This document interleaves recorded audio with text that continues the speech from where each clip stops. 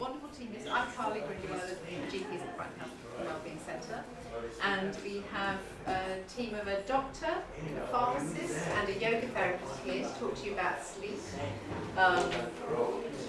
Going to describe to you about how sleep happens, problems with sleep, and bring their individual expertise to how they approach it.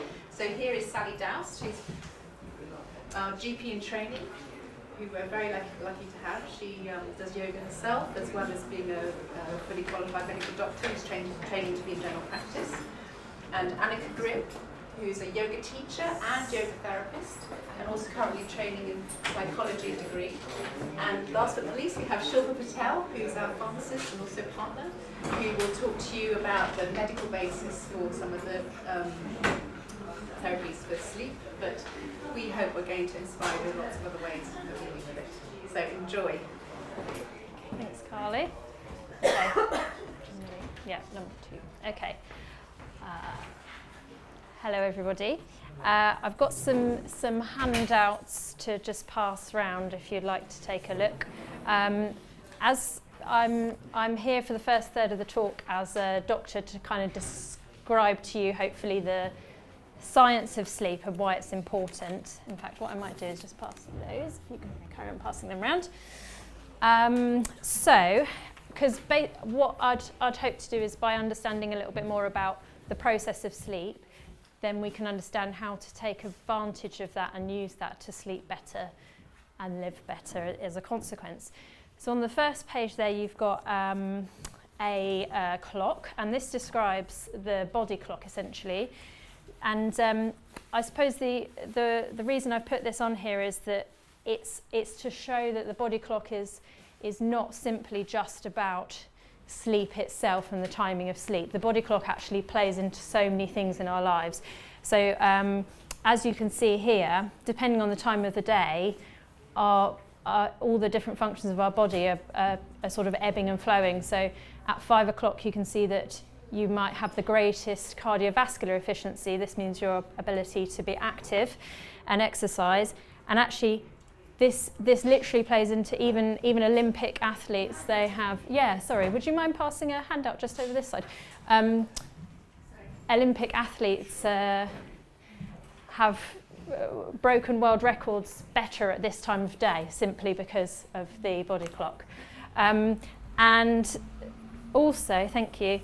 And the other thing that we've started to realise more and more that's so important is that this innate rhythm is built into all of us and all animals and even plants. So plants, obviously, you might have seen sunflowers or whatever turning towards the sun during the daytime. And we thought that was just simply a reaction to the light. But we actually now know that if you put a plant into a dark box and leave it there, its leaves will still unfurl and go back, even when light isn't there as a stimulus. So all living beings have this pulse going on inside them the whole time that's driving us. And this is basically, and this is the same with humans, so if you lock a human away in a dark cave with no light whatsoever, they will keep on following a roughly 24-hour rhythm the whole time. And I guess what's important about that is that in modern life, why are we ignoring this every day? So everybody is forced to go to work at 9 a.m, which means they might have to commute to London and get up at 6. And then, they've got to go food shopping late at night because there's no other time. We're just constantly ignoring this innate rhythm that's going on inside of us. And I guess we've all got priorities in our lives, but I hope I can persuade you through this talk that it might be useful to think about prioritising and listening to that innate rhythm that's inside you, because it will help so much with your sleep. And the next, if you turn over that front page, on the other side, this just shows a bit about how sleep process works. So what I've just talked about there is the body clock.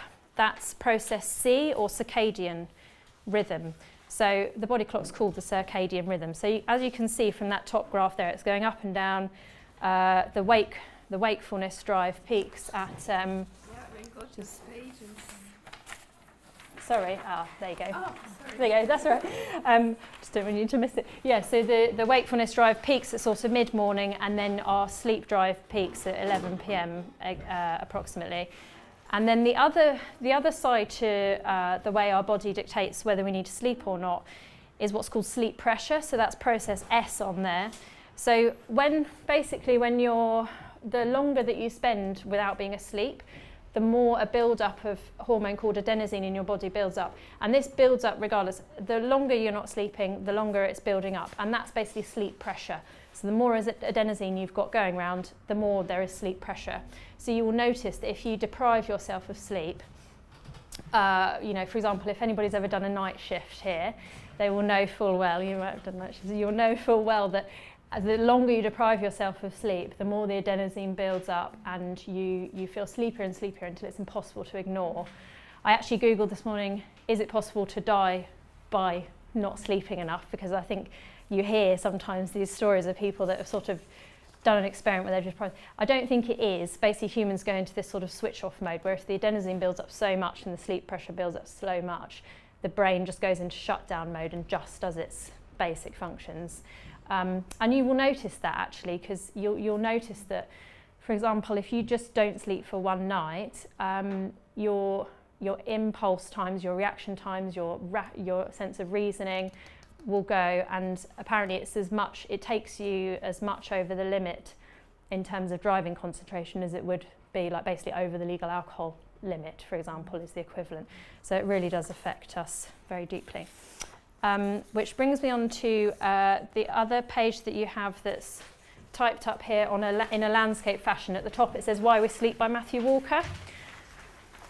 This is an excellent book that came out in the past year or so, if anybody's interested in reading more about the science of sleep. And sorry, I can't see the clock anymore. Has anyone got the time, Shilpa? How am I doing? Thank you. Slipped off the wall. Oh, don't worry. You've got chewing gum behind you. Okay, don't worry, that's fine. Basically, he talks a lot about why we sleep and why it's important. And as you can see here, sleep influences so many things. It allows our bodies time to do cell repair, healing, consolidate memories and learning. We don't really know exactly why sleep is so essential, because there are other ways of doing all of these things. We still don't really understand why exactly we sleep as a specific thing that helps to do all of these things together. And also we don't really know why we dream. There's lots of theories that it might be sort of reconciling lots of information throughout the day, but we don't know exactly. I hope people don't feel too bad about if they're feeling like they're sleep deprived at the moment. Basically, this goes on to list the things that happen when you're lacking sleep. I'd especially like to draw you to the first point, which says poor judgment, because basically it actually influences our whole minds and makes us less likely to decide to exercise, less likely to decide to make healthy food choices. We get cravings for carbohydrates and sugar. And one night of poor sleep actually causes the next day you to be insulin resistant, which means that your body deals less well with sugar, even just from one night of sleep, and it lowers your immunity. So on that doom and gloom type note, basically there is a lot that we can do to counteract this. So even if you work on your sleep and you really still feel like you're lacking very much, there's a lot you can do to mitigate that. So I've listed four basic points there. There's lots else, but one of the things that's come out a lot recently is intermittent fasting, which is basically where you spend a short period either eating no food whatsoever, or maybe 500 calories. So a lot of people might have heard of the 5-2 diet, which is Michael Mosley's very popular diet, where basically for 2 days a week you only eat 500 calories. That I actually do. I fast 1 day a week where I eat dinner and then don't eat breakfast and lunch, and that seems like quite a doable thing, and then I eat dinner the next day, so I go maybe 20 hours. And I'm doing that at the moment, partly to see what it's like, because a lot of people are doing it, and I like to know what everyone else is doing out there to help my patients, but also because we know that it helps to reset your metabolism in the way that being asleep does as well. So that can be a good thing to do if you struggle with weight and you feel like sleep is affecting that too. Exercise also gives us a lot of boosts in a way that can help counteract sleep deprivation. Eating well, of course, and meditation can increase mental focus, clarity and calmness that you might have that might have been affected by lack of sleep, which I think Anika's going to talk a bit more about. And then on the next page, I won't go through all of these, but basically I've collected a load of tips that I've come across over my time trying to help people with insomnia and reading about insomnia. All of these could collectively be called sleep hygiene, which is a term that we use to basically describe how can we optimize all of the conditions that help us to sleep, and how can we influence our body clocks. Have I got time to just mention a couple of things? Yeah, thank you. Okay, great. So basically one of the things I wanted to point out was about getting regularity. So as you could see from that graph about the circadian rhythm, this is happening within us inevitably the whole time, and we need to be listening to that. And one of the ways that can really help is to be completely regular with your sleep and wake time. Now in modern life we often push ourselves a lot during the week and then lie in the weekend. But if it is possible to influence that and set your alarm for a completely regular bedtime and morning time, both every single day of the week, it can make a huge difference. And I don't know if you've ever noticed that you've woken up a couple of minutes before your alarm goes off. That is how on point your body clock is. It will literally wake you up to the minute if your body clock is regulated in that way. So that just shows how powerful it is. And also, if you're going to aim for 8 hours, don't get in bed at 11 p.m. if you're going to wake up at 7. You need at least 15 to 20 minutes to actually relax and nod off. So allow a window of 8.5 hours in bed or something, so that you actually get that time. I think those are the two most important things I wanted to know. And also, just on the next page where it says mental associations with bed, one of the things that seems to happen a lot is that people get themselves in an anxious cycle around insomnia, and I appreciate it can be absolutely awful, and you can be lying in bed thinking you're never going to sleep again. It's 4 a.m. in the morning and it's awful. And the best thing to do counterintuitively is actually to get out of bed, and basically you're never spending any time in bed doing anything other than when you feel sleepy, because if you're lying in bed sort of, at 4 a.m. Deliberating over it all, or read it, or watching something on a screen or whatever, your mind is not associating bed with sleep. So get out of bed, go to another room, do something quiet in low lighting, read a book or something, nothing with a screen, and then when you start to feel tired and sleepy again, then get back in to bed. So eventually your mind will retrain, a bit like you'd train a dog, or how you try and sleep train a baby. It's exactly the same. And then I think the last thing I just wanted to mention was about screens, because we all are attached to our phones, and phones have strong lights and they're very stimulating because they've got information overload. That melatonin that is our sleep hormone that's so involved with our body clock rhythm, it gets completely disrupted. So as soon as it's exposed to light, even if you put night mode on your phone where it dims the screen, as soon as it's exposed to light, the melatonin levels in your brain just go all doolally. So keep away from the screens for a good couple of hours before you go to bed, and if you wake up in the night. And that will help your melatonin. And I think that leads me on nicely to Shilpa's talk. Thank you. you. Hi, everybody. So I'm the pharmacist at the practice. My name's Shilpa Patel. And I've been at the practice for about 3 years now. And I've been talking to some of you, telling you about my work here. So I thought I might just start off with telling you what I actually do at the practice. And one of my main jobs is to help people come off of long-term medication. So we started off with like Benzodiazepines, which are highly addictive medication. And then I've gone over to sleep medication and antidepressants and things like that. And that's where my interest in sleep medication comes in. And I wanted to talk to you about a couple of cases quickly that we've been dealing with. I've got one patient who was on a benzodiazepine for about 20 years, and he's not been able to come off of it.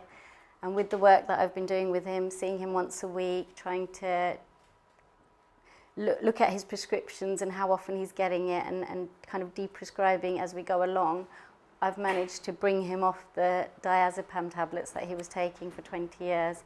He was on about 70 milligrams, so it's taken quite a while, but over 2 years he's now completely off his medications. And another case I wanted to talk to you about was a lady who actually came to me because she wasn't allowed to have her children anymore because she had been on benzodiazepines for such a long time, and it was causing daytime drowsiness. She had started taking it for sleep medication, and because it was causing this daytime drowsiness, her children were taken away from her. So it took about 8 or 9 months to help her come off of these medications. And she's now, about a year ago, she got her children back. So they're just kind of the type of cases that I've been dealing with. So I believe my job's one of the best jobs ever because I get really, get a lot from it. But coming from a pharmaceutical side of it, for so many years I've been working in community pharmacy, and we're giving out all these sleeping tablets, and we're giving out medication. Whereas here, it's really nice to be part of somewhere where I can offer them alternatives and try to help people come off of things.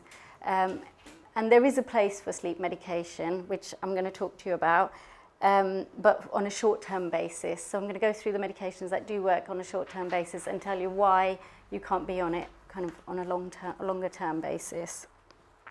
So as I say, benzodiazepines, they're a group of drugs that are highly, highly addictive. Examples are diazepam, nitrazepam, Valium, temazepam. Those kind of medications have been used for many years, and they're used for anti-anxiety and for sleep as well. But what I found when I first joined the practice, I was doing a lot of research, and I came across research that was showing that the long-term side effects, one of the long-term side effects was memory problems, and that's a huge worry to everyone. So that kind of led me on to looking at sleep tablets, and we were finding there was links to that as well. So if you're taking it long term, then there's a problem with that. So there's a clear link between what we call Z drugs, which are the sleep medications, I'll go into that in detail, and benzodiazepines and memory problems, and that's been shown. So there's been a really huge change in how we look at sleep now and how we try to treat sleep, not just at this practice, but nationally and globally as well. Because on the surface, it sounds fine. You've got all these sleep medications, you take a pill, and it helps you get into a restful sleep. But if you're getting long-term side effects, then we have a problem. So some of the medications that we can prescribe to help you sleep are, as I say, the Z drugs, zopiclone and zolpidem, and then you've got the benzodiazepines as well. Zopiclone and zolpidem are, they're known as non-benzodiazepines, but they all work very similarly. They all work in your brain on the GABA receptors, and they help release a chemical that you need to help you fall asleep at night. So it kind of mimics what's already going on, and it works kind of as a hypnotic. And if you're in a situation where you've had trauma, you've had a bereavement, or something that's taken you out of your normal sleep rhythm, there is a space for these because they can get you back into that rhythm, and you can take one every couple of nights, or you can take one every night for a few weeks. But it's as soon as you start going over to 3-4 weeks, that's when we start seeing all the problems. One of the problems is tolerance. So if you take a benzodiazepine or a Z drug, if you take it regularly, the helpful effect will only last for a few weeks. And what happens is after a few weeks, your body and your brain, they become used to the drug. So what happens is you slowly lose an effect, and that initial dose that you were taking, slowly that won't work, and you need to start giving a higher dose of that same medication. But then as time goes by, you end up having higher and higher doses because those doses aren't working. And that effect is called tolerance. Coupled with tolerance, you've got a problem of dependence as well. So if you're put on a Z drug or a benzodiazepine, there is a good chance you will become dependent on these medications. There's a high chance of dependence addictiveness. So what happens is if you take it for more than 4 weeks, if you suddenly stop taking the medication, you start getting withdrawal symptoms. So your body has got so used to it. So really what happens is your body, to be able to feel normal, you need to keep taking that medication. So the type of dependent symptoms you can get are psychological symptoms and physical symptoms. The psychological symptoms you get are anxiety, panic attacks, and you kind of just feel awful in general. Now, and the physical side is like sweating, unable to sleep, headaches, things like that. So the problem that we get is if you were given something like Zopiclone for about 4 weeks just to overcome this trauma that you've gone through, it will help you sleep for those 4 weeks. But when you then stop taking it, if you've taken it for more, say you've taken it for about 8-9 weeks, when you stop taking it, one of the withdrawal symptoms you can get is that you won't be able to sleep. So when you start, and I get patients who have tried to stop a medication, they say, oh, when I don't take it, I can't sleep. But it's not actually the fact, because your body's gone back into the rhythm that Sally was talking about, but because you've been taking it for too long, you're now getting a withdrawal symptom that makes you not be able to sleep. So it's really hard to distinguish between and once you get past that 4-week mark, you're very likely to get this withdrawal symptom, and then you're in this really bad vicious cycle. So you kind of end up taking that medication to prevent the withdrawal symptom instead of actually treating the sleep. And a lot of people still can't sleep even though they're on the high doses of these medications now. We've got antihistamines. There's 2 different types of antihistamines. There's one that's non-drowsy, and there's one that can cross the blood-brain barrier, so it causes drowsiness. And those drowsy antihistamines are quite popular with prescribers now. We use those to help you because they've got the hypnotic effect. They don't have the tolerance and the dependence. So you can take that, and we're using that quite a lot to get people off of these addictive medications. The problem, there's a lot of research in there showing that you can get something called rebound insomnia now. So basically, all the medications, if you take them long term, there's some kind of problem with them. But it does, the antihistamines seem to give you an improved quality of sleep over the benzodiazepines and the Zopiclones. So drowsy antihistamines are better than a non-drowsy? Well, you wouldn't use the non-drowsy one. So the reason why I brought up the 2 was because you can get non-drowsy antihistamines, which you use for if you've got an allergy or something like that. They're antihistamines as well, but there's a different class of different antihistamines. You can get local ones or as a tablet as well. But the drowsy ones are now being used in sleep, and they're something that we can use to help you come off of these other ones. But they're also safe for a short term for patients to have. And you can, some of you might have heard of Nytol that you can buy over the counter. There's a herbal version and there's a medicated version. The medicated version of Nytol has got a drowsy antihistamine in it. So you can take that one safe, and that's why you can buy it over the counter, because you know there's no tolerance or dependence associated with it. And then I was going to talk to you about melatonin. So with melatonin, we actually use it quite a lot at this practice now, because, well, the way Sally explained, you know, you need melatonin to be able to fall asleep at night. But what I just wanted to say a couple of things about the melatonin was, one is you can't just take melatonin and expect that it's going to work, because it's got to work with your rhythm. So if you are still using screens at night, if you're still, you know, you've got to kind of help it to work for you. So you've still got to use all the sleep hygiene measures that Sally's given you and then the melatonin kind of just boosts the natural melatonin that you would get. And that's how melatonin works well. So I've had patients who've said, well, I've tried melatonin and it didn't work, but if you haven't put everything else in place, it's not going to work on its own. And the other thing with melatonin, it's quite important to know that it can interact with quite a lot of medication. So it interacts with steroids, it can interact with the contraceptive pill and with anticoagulation, things like that.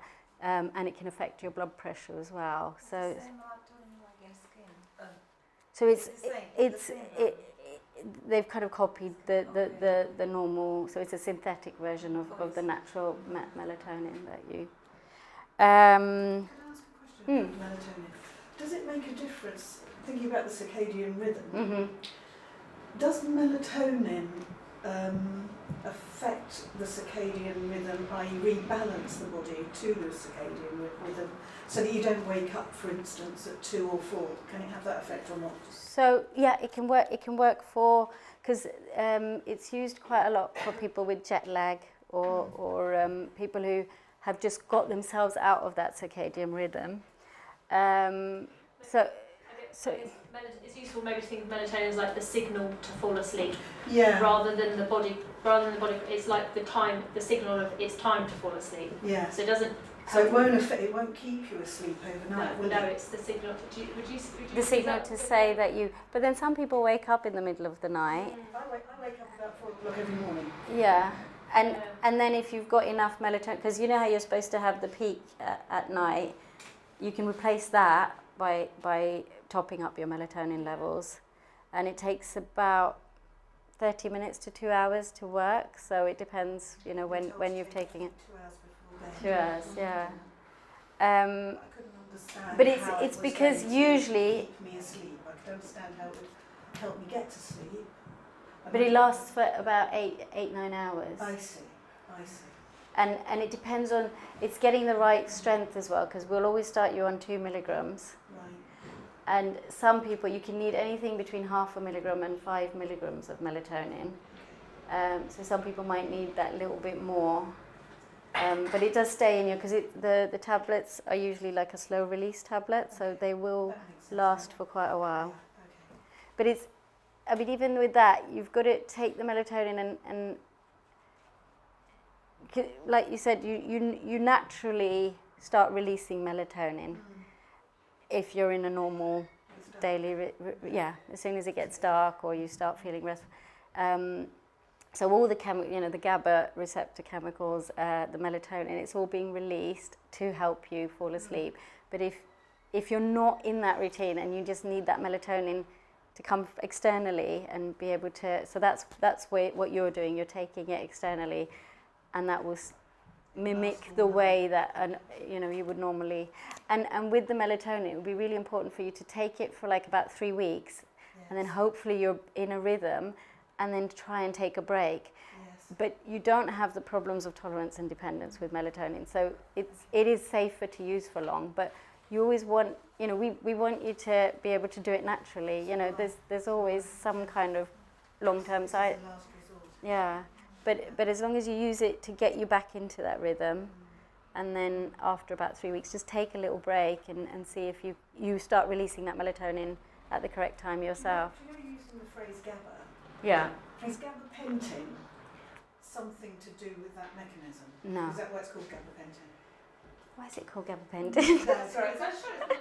It's just after I had my operation. Because there's another drug. It was lovely. I was like, There's actually a drug called GABA as well. There's a drug called GABA which never got released in England. It's only in America. But that's for sleep. But no, gabapentin. There are several drugs based on, Memantine, which is a drug for dementia, is also working on GABA receptors. Yeah. So there are- Yeah. But can I say something from my understanding? I would call it sleep architecture. That at night there are certain hormones active at different times At of the different night. times.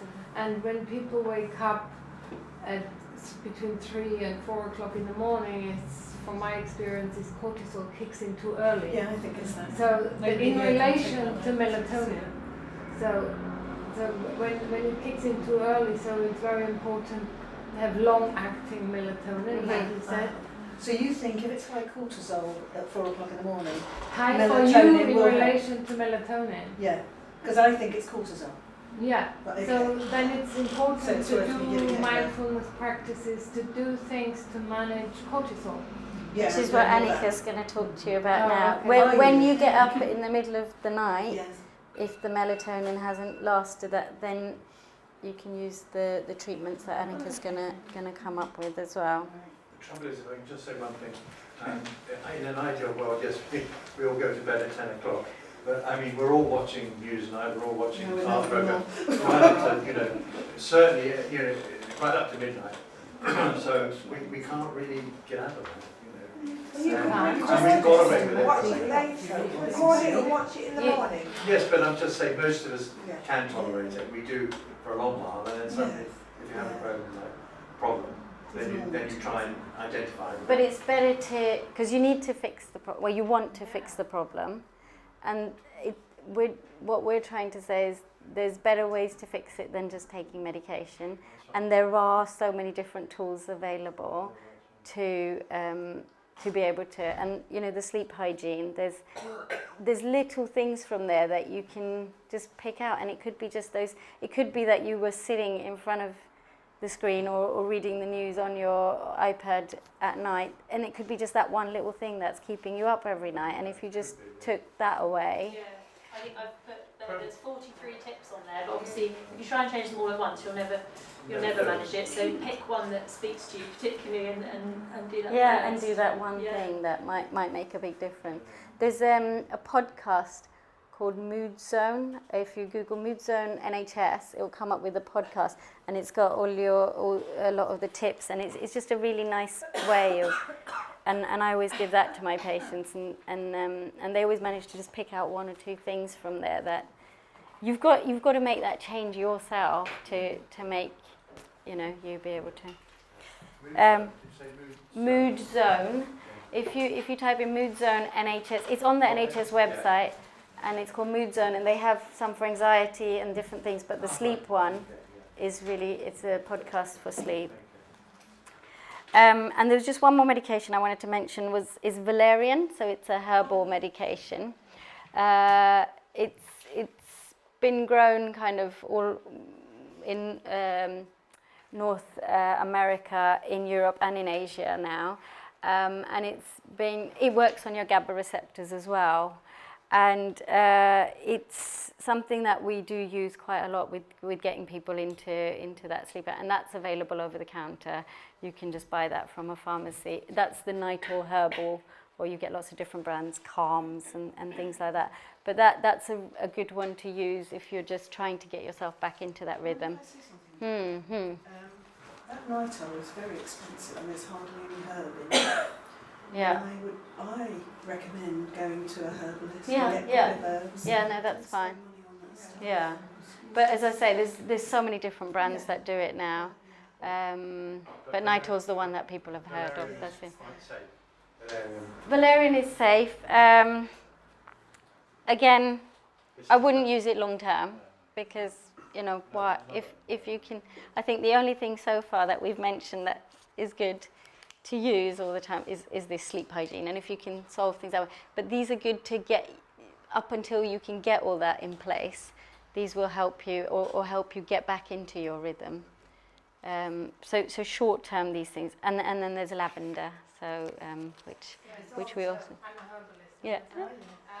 I would always use a mixture Yeah. that addresses different aspects. Uh-huh. So passiflora, for example, will reduce your cortisol. Yeah. Then there's colza, which is the red poppy, from the poppy and extract, and valerian. I would use a mixture together so they address different Yeah. Yeah. aspects of it, and that seems to work This is quite a little well. bottle of Does anyone know would things like steroids or cortisone, you know, as painkillers, would they, you know, which is sort of, which helps, you know, would they eventually disturb sleep patterns? Yeah, they can make you more alert, and they can keep you Over a up at period night. of time? Yeah, or even on short courses they can. Right. They can make you No feel. injections for Yeah, those yeah, physical pain. yeah. Unfortunately, most medication has Side effects. some kind of side effect, and that's why, you know, a lot of medication you have to be on if you've got a thyroid problem or if you've got hypertension or something. But in this kind of area, we're trying to. But antibiotics Ask do you. the same thing, don't they? it might cure one part. And then cause And then something kill else. everything Yeah, else. yeah. Most, as I say, most medication will have some kind of side effect, but it's weighing the risk and the benefit. If you need an antibiotic, you need an antibiotic, and it may cause diarrhea or something as a side effect, but you do. Just wanted to know if melatonin affects type 1 diabetics. Is it It's safe. It's safe in type 1 diabetics. Yeah, What we've does been it do? using them. Melatonin. If you're diabetic, you can still use melatonin. If you're diabetic. Yeah. Yeah, that's Yeah, where was I? So yeah, I was just talking about tolerance and dependence. The other problem that I find with medication is it doesn't give you like a restful sleep. So because it's not a natural sleep, that's one of the reasons why I don't like people being on it. Again, up to 3 or 4 weeks, fine. But Why doesn't it give you a restful sleep? because it's not. Yeah, you're. It's kind of trying to mimic what your body would normally do, but it's not. So like the hypnotics, they'll just knock you out, but they're not. I can't take those. They're not giving you. You're not going through that cycle of slowly falling asleep and then waking up. So you fall asleep when it knocks you out. You wake up when it. So it's not. It's not that natural rhythm that you should be going through. And within sleep, you've got different periods of sleep. Yeah. Different functions. You've got Yeah. REM and non-REM sleep, and And that's with meant melatonin, you don't get that then? yeah, your natural sleep goes through 90-minute cycles of going in deeper and then coming out lighter to process thoughts and then going in deeper again.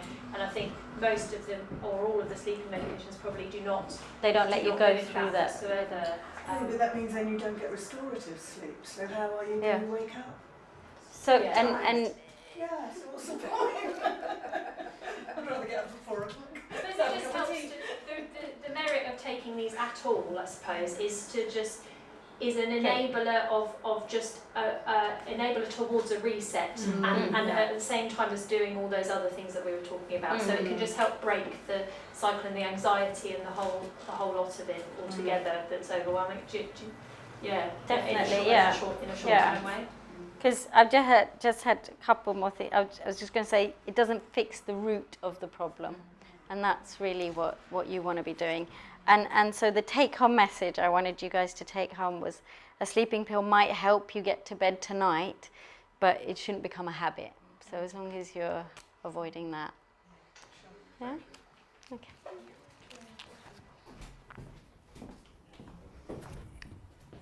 Thank you. That was almost like we planned that, because I can seamlessly start talking about habits now. Well, no pressure. So, thank you, and hello everyone. So, my name is Anika, and I'm a yoga therapist, and I wanted to begin with talk to you about not just the origins of yoga, but things that we can take from yoga that maybe aren't so well known. So a lot of times people think yoga, headstands, funny postures, mostly physical. At the heart of it though, yoga has got a real link to psychology. So Carly mentioned earlier that I'm currently training to become a psychologist, and the reason for that was that I've been involved in yoga for the last 20 years, and it was really obvious to me from the beginning that there is such a link between psychology and the way yoga looks at how the mind works, not just how the body works. So I'm hoping to be able to give you some tools that you can take away with you and actually use at home, and hopefully you find them useful when you're not able to sleep, or just to find some resting period as well.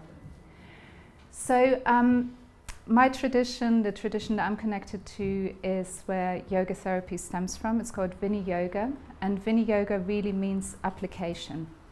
So it's not Vinny and yoga. The term itself, Vinny Yoga, the whole word means application. And application is really about, ideally, looking at who's in front of you and working one-to-one. So I offer group classes, but ideally I work one-to-one. So even though all of you might have some issues with sleep, with insomnia, that's why you're here, they may also differ in some ways. So often it's really good to speak to everyone one-to-one as much as you can and look at what exactly is going on. So when Sally gave you that list of the 43 points and the sleep hygiene, it's good that you can go through that and actually pick something that works for you, as has been mentioned.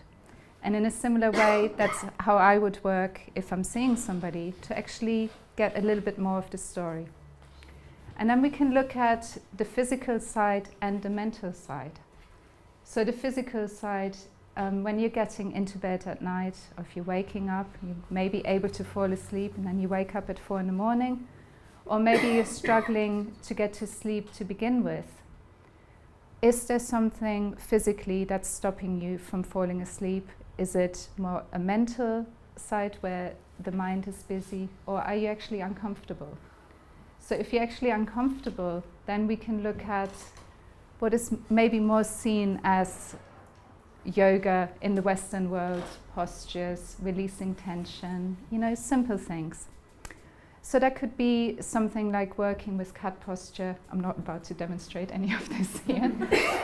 But it could also be something really simple like raising your arms. So some of you were here this morning when we did a practice, and we did something really simple where you're just raising the arm with the inhale, lowering the arm with the exhale. So 2 things can happen then when you work in that way. You're releasing tension. At the same time, you're directing your mind towards the breath, and you're connecting breath and movement. So that's very calming. So in terms of cortisol levels, calming the mind, calming the body, slowing the breath down. It could be a really simple movement. So I could show you loads of different postures, but the truth is I don't actually have to. Because if you're at home and you think, what could I do? I could just raise my arms, 1 arm at a time, both arms at the same time. Breathe in, pause, breathe out. Something that you could come up with yourself. It could be a really simple movement. If you know a little bit about yoga, cat posture is great, like I mentioned a moment ago. A simple forward bend is great. But it doesn't need to be something really complicated. It's more about connecting breath and movement and the direction of your mind.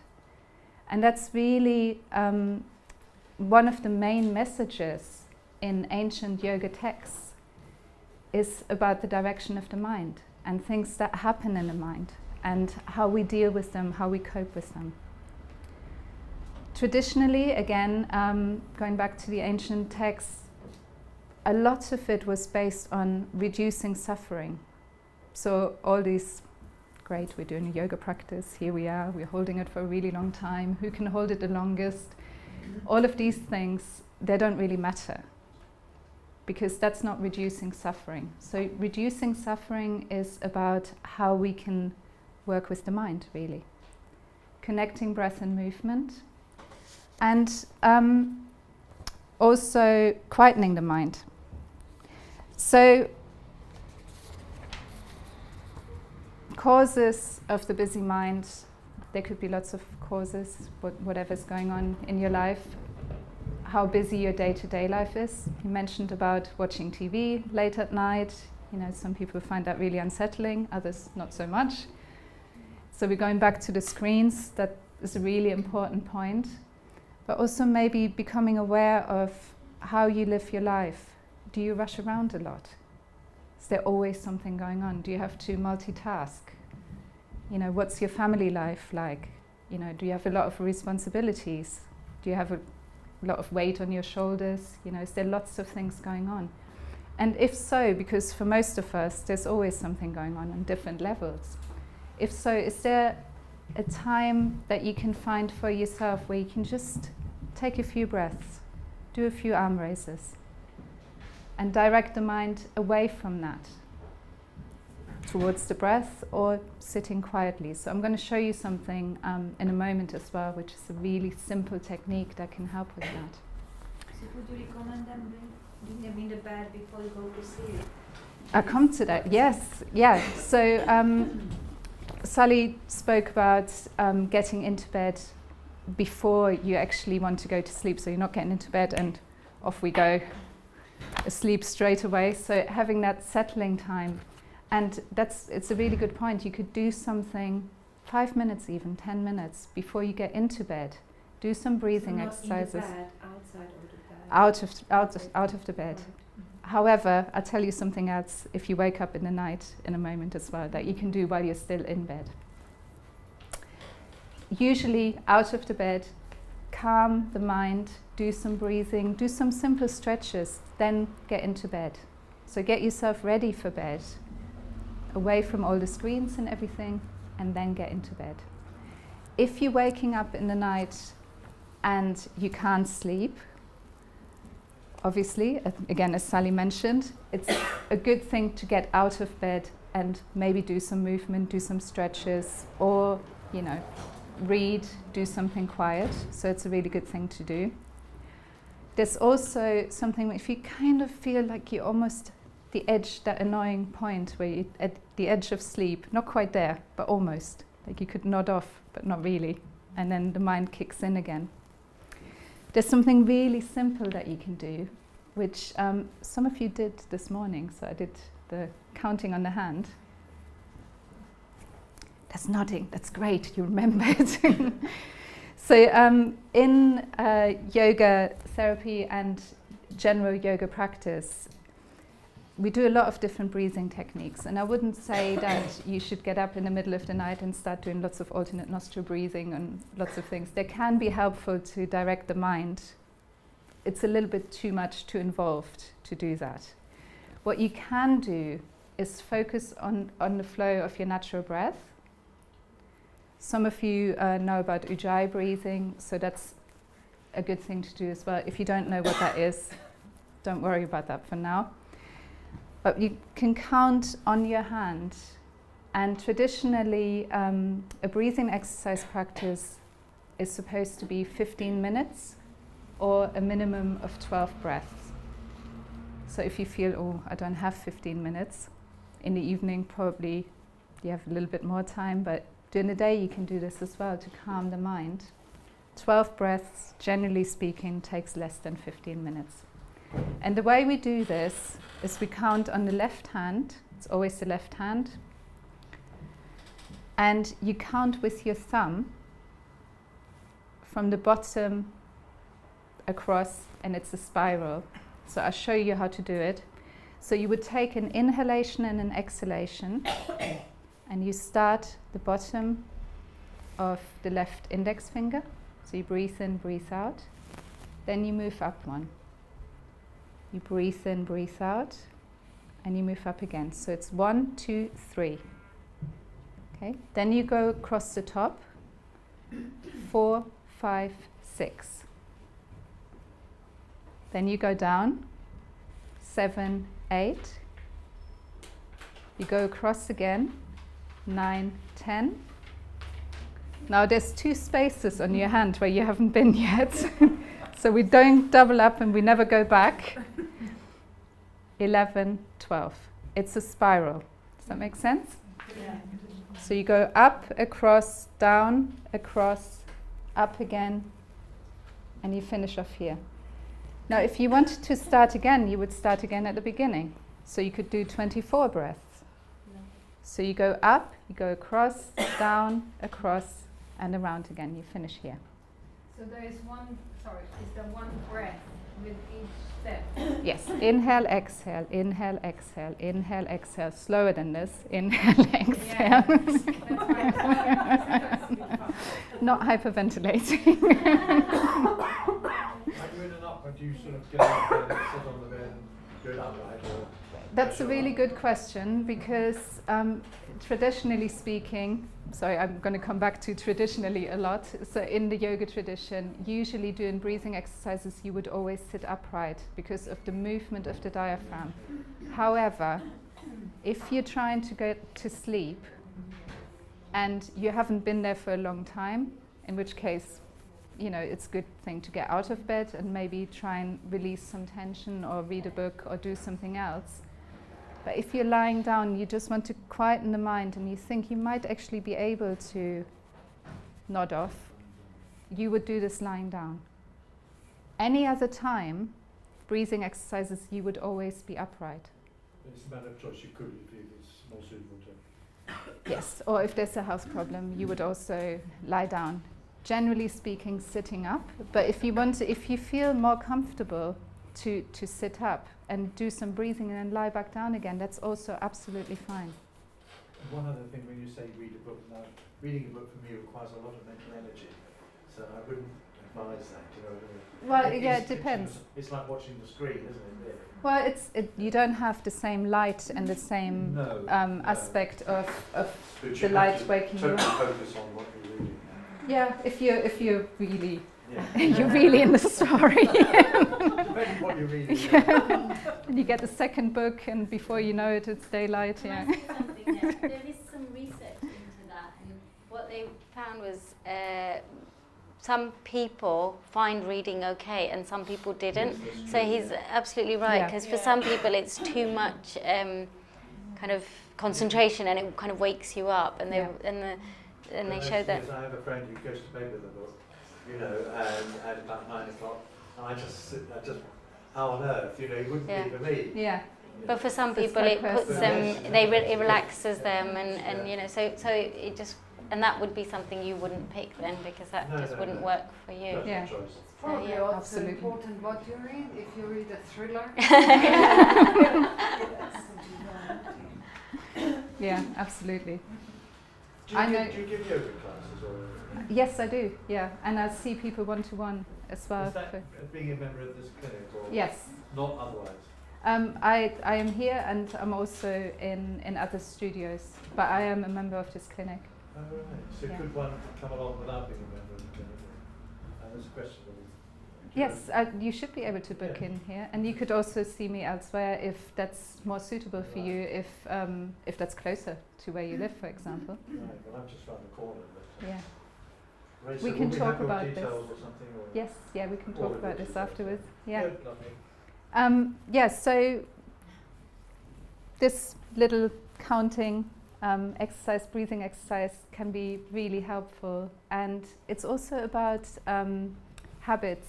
That's going back to the sleep hygiene, and you know, this is very much part of it. Thinking about what you're doing before you go to bed, also thinking about certain habits, and habits is something that really links in with the yoga tradition. So they talk about positive habits and negative habits.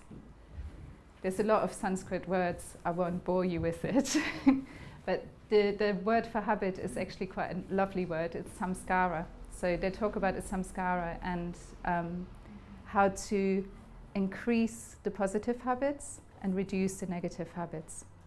And through that, reducing suffering as well.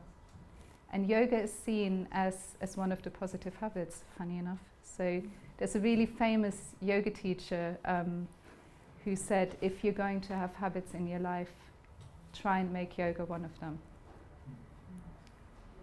So there you are.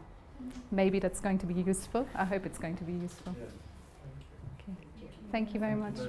Thank you. And this counting has to be in that order or any order? It has to be in this order. 4 to 3 is 12, isn't it? Can we go 1, 2, 3, 4, 5, 6? Well, there's something